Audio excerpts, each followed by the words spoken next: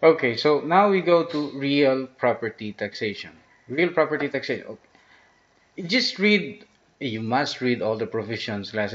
I will just discuss some of the provisions which I think is more important. But every provision is important, but for purposes of your review and taking the bar, there are some provisions that you should focus on. Now, in real property taxation under the local government code, you have this also the fundamental principle under section 198. This one. So you have to memorize this also because this is the basis of how the local government units will levy or impose tax upon real property. In section 200, the administration of real property tax is on provinces and cities. So you take note that the municipality is not involved, but except in municipalities in Metro Manila. But you have to cross-read that also with Section 232. Okay, and in Section 202, there's this declaration of real property by owner or administrator. Now, in Section 202, you cross-read that with Section 204, the declaration of real property by the assessor.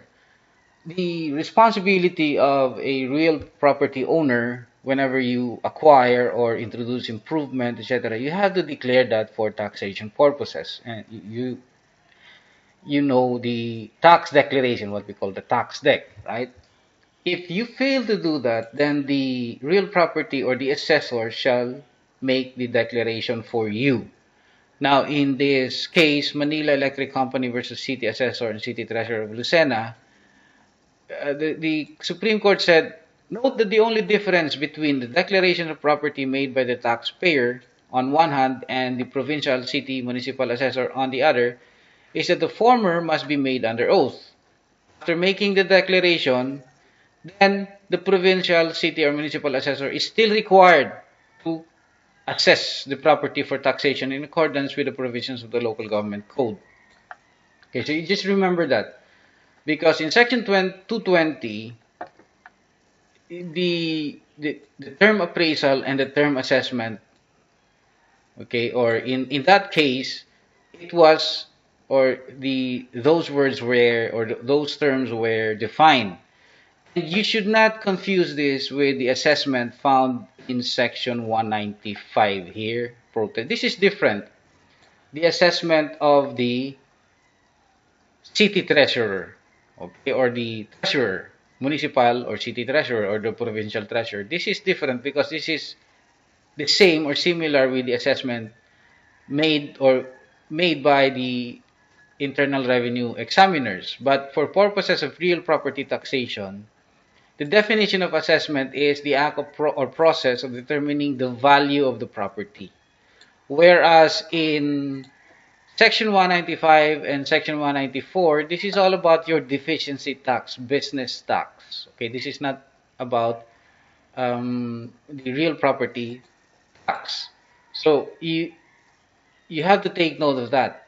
Now, in Section 220, you have to cross-read that with Section 221 because in this case, in the Sena City case, the the question there was, or the issue there is all about you know, the wires, the transmission lines, and everything owned by Manila Electric. It was decided by the Supreme Court that it is considered as real property and it is under the definition of machinery. Okay. Now, in Section 223, even if it was not declared by then the Manila Electric Company for taxation purposes, the assessor is mandated to assess or to declare that for the taxpayer. But as decided there, even though if the taxpayer or the city assessor or the municipal assessor or the provincial assessor have already made the declaration, the assessor is still required to assess that for property taxation. Now, in that case, every machinery must be individually appraised, assessed depending on the acquisition, and the taxpayer must be given the notice of assessment of real property. And in section 223, and in this case, what was given to the Manila Electric Company is that it's just a summary of the machineries. The law specifies or mandates that it should be in detail. Okay. The city assessor and treasurer of Lucena did not even provide the most basic information, such as the number of transformers, electric posts, insulators, electrical meters, length, such that the tax or the assessment was deemed to be invalid. Okay, you just remember that the principles in real property taxation and exemption, section 234. You memorize that, okay, and cross read that with section 193.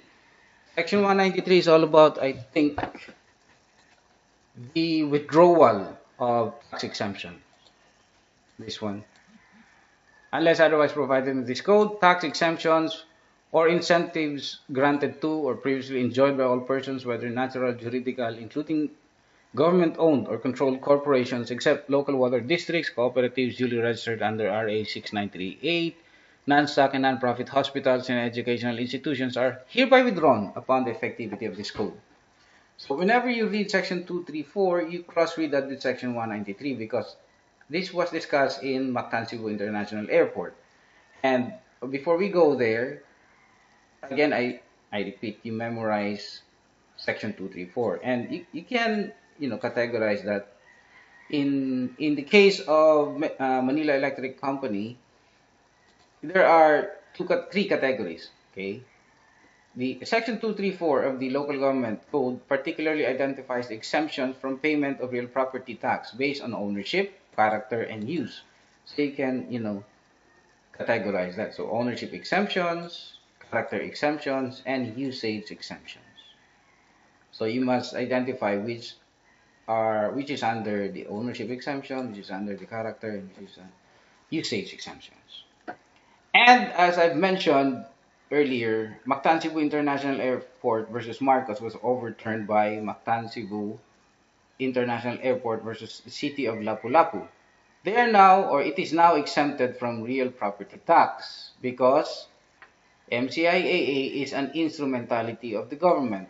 In a host of other cases, the High Court, okay, uh, took note of the the previous the previous decision,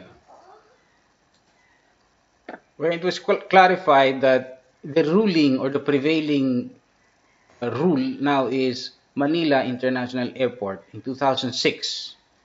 So in Manila International Airport, I think it's Paranaque.